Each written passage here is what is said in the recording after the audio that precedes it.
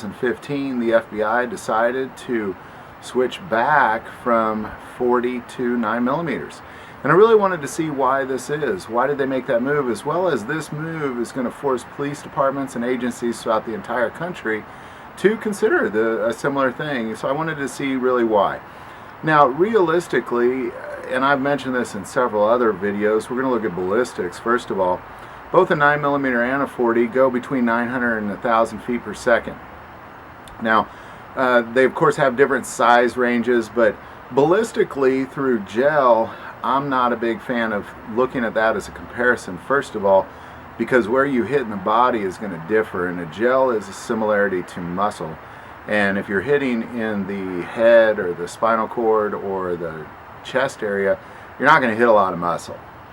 So you really got to take bone, soft tissue, organ tissue, smooth muscle, and that sort of thing into consideration as well. So I don't really look at ballistic gel at all. For the most part, you pretty much never see me doing ballistic tests with gel ever on this channel, and that's why. So realistically, I wanted to see why this was that they made this move, and it really came down to a couple factors. Now, the first factor revolves around this idea that I've also mentioned in many videos, which is I have heard of people getting shot with one bullet with a .22 long rifle and it dropping them immediately. And I've heard of people getting shot 7, 8, 9 times with a .45 and they just keep on driving on and keep coming and keep verbally and physically assaulting. So, you know, we're just going to specifically look at why that is. And it really comes down to, and I'm really glad to hear that the FBI is saying this because it is true. The only way to truly make a person stop is to hit them in the brain or the spinal cord or a vital organ like the heart. And even with the heart, you still could probably go another minute or two if you were really amped up on some sort of drug or just really pumped up on adrenaline to probably do it. But to drop somebody instantaneously, it would take a brain or spinal cord shot, and that could be done with a .22.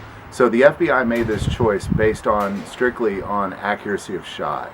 Now, is a 9mm more accurate than a 40? Absolutely not. Depends on the gun. So why does accuracy count? Well, it really came down to magazine capacity. The more shots you get, the more chances you're going to have of hitting an accurate shot. So they really base this on both magazine capacity as well as quick acquisition to a follow-up shot. And if you fire 9mm and 40, you know you can get back on target a lot faster with a 9mm than you ever will with 40.